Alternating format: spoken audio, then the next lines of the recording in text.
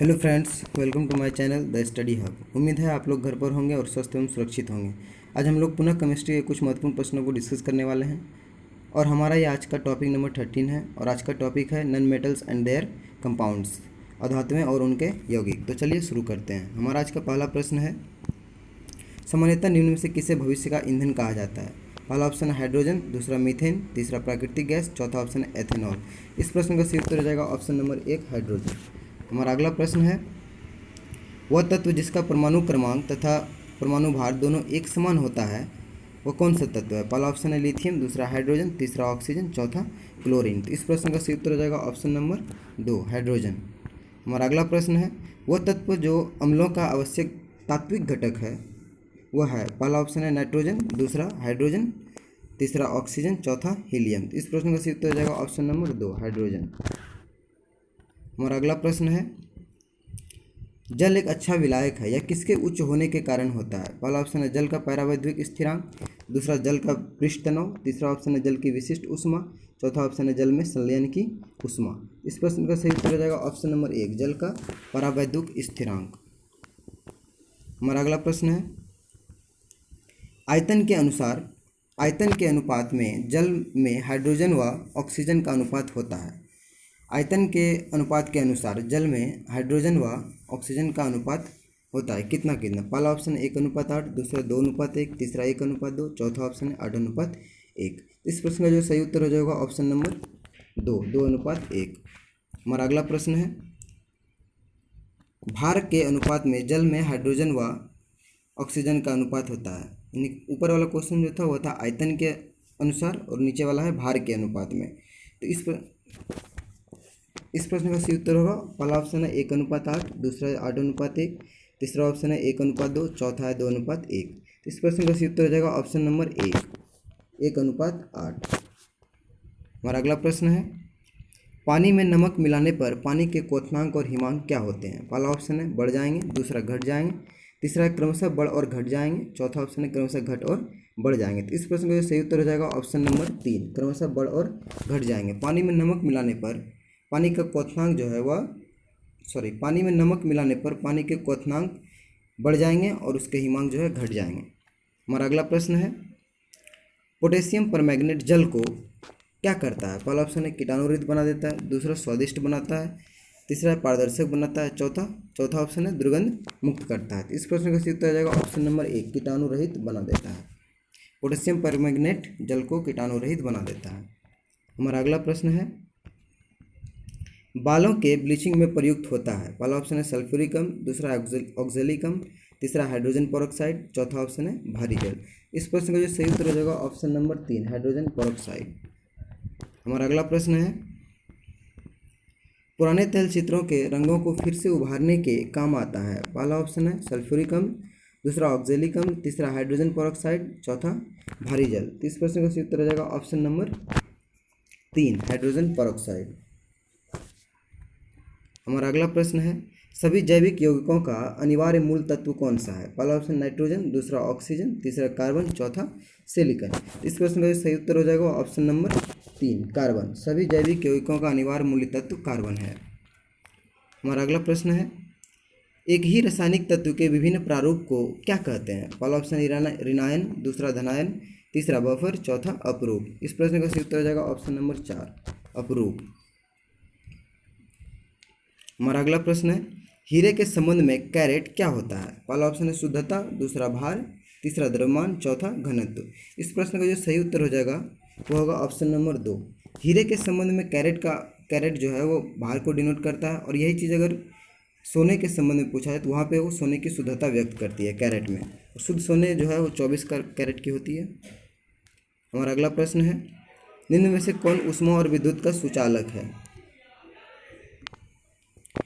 हमारा अगला प्रश्न है, निम्न में से कौन ऊष्मा और विद्युत का सुचालक होता है? पहला ऑप्शन है हीरा, दूसरा एंथ्रासाइट, तीसरा ग्रेनाइट, चौथा है ग्रेफाइट। इस प्रश्न का सही उत्तर हो जाएगा ऑप्शन नंबर 4 ग्रेफाइट। हमारा अगला प्रश्न है, कच्ची चीनी को रंगविहीन करने हेतु प्रयोग किया जाता है। पहला ऑप्शन है कास्ट चारकोल, दूसरा चीनी का चारकोल, तीसरा एनिमल चारकोल, चौथा है नारियल का चारकोल। इस प्रश्न का सही उत्तर हो जाएगा ऑप्शन नंबर 3 एनिमल चारकोल। कच्ची चीनी को रंगविहीन करने हेतु एनिमल चारकोल का प्रयोग किया जाता है।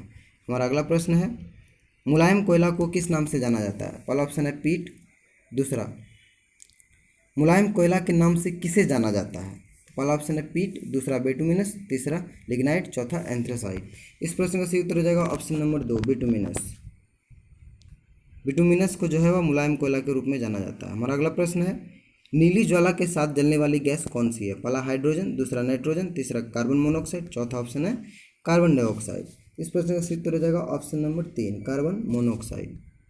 हमारा अगला प्रश्न है मुख्य विधि जिसके द्वारा वातावरण में CO2 गैस यानी कार्बन डाइऑक्साइड गैस कम होती है?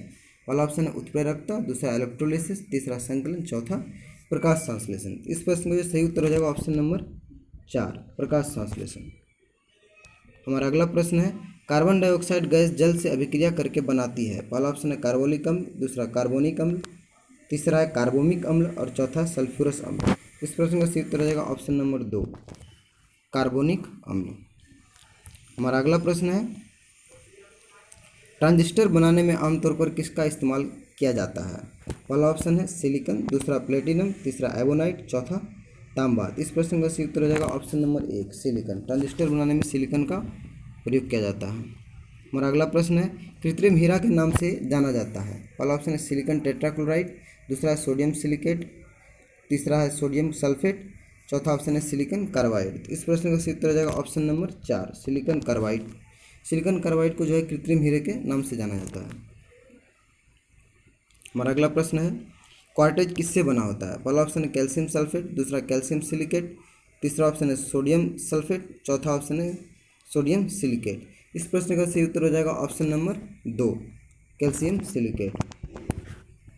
हमारा अगला प्रश्न है नाइट्रोजन गैस है हवा से भारी, हवा से हल्की, हवा के बराबर, सभी असत्य हैं। इस प्रश्न का सही उत्तर हो जाएगा ऑप्शन नंबर 2 हवा से हल्की। नाइट्रोजन गैस जो है वह हवा से हल्की है।